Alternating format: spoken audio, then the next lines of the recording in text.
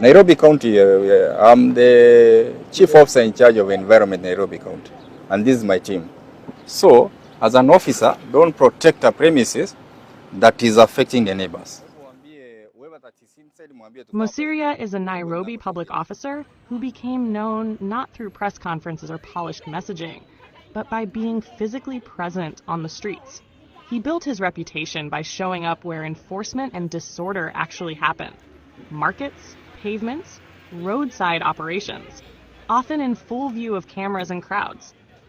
That visibility turned him into a familiar figure, especially among younger urban residents who are used to officials staying distant and abstract. He represents a newer kind of public authority, less scripted, more confrontational, and unafraid of being seen in the middle of the mess. That is why his appearance in a bold 3D t-shirt stood out. It broke from the usual uniform of officialdom and made him look closer to the people he deals with daily. When he casually suggested that even the president could wear one to stay in rhythm with Gen Z as the country heads toward 2026, it didn't sound like provocation. It sounded like someone inside the system admitting that the old signals no longer travel as far as they used to. Inside the corridors of power, the reaction is likely to be measured rather than loud. Some officials will quietly appreciate the point while publicly downplaying it. Others may experiment subtly.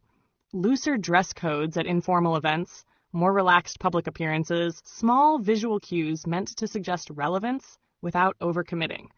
No one at the top wants to look like they are chasing trends, but no one wants to look out of touch either. The president's response, if it comes, will almost certainly be indirect. Not a dramatic switch to street fashion, but a controlled nod, a lighter outfit, a carefully framed appearance, or a remark that signals awareness of youth culture without surrendering authority. They interact, the way they party, they are communicating. Mkiona wakati wali-occupy, wali-communicate na iPhone. Walikuwa wanatoka na simu, iPhone, na walikuwa na... Power rarely follows culture openly. It absorbs it slowly, tests it quietly, and adopts only what feels safe. What Mosiria's moment reveals is not about a t-shirt at all. It shows how influence now travels upward from unexpected places.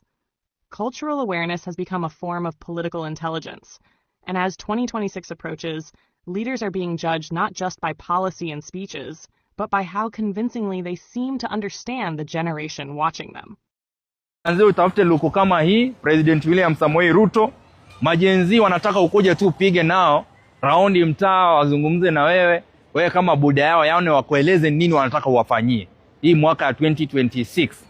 Hiyo ndio message wameniambia mimi naweza fikisha kwa president. They will like president adunge hivi luku, interact na wao. Ama ingie TikTok live, kama umepiga hii luku interact na wao watakuwa live.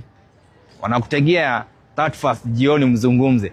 Lakini wamesema pia kama unaweza kuja tao nai udunge hii luku, tutembee hivi tao, interact na wao, unaweza understand ni nini wanamaanishanga wakati wanavaa, vile wanatembea. Hata kijana wako unajua ni Gen Z, George. So, kama hajakwambia mambo, Gen Z wamenituma. Nikufikishie kwamba wanakupenda na wanataka ukuje kwa ground, utembee na wao. Nimefikisha ujumbe. Nani yeye amevaa kama mimi? Kwanza nakuonaga nikiwa wapi? Niaje?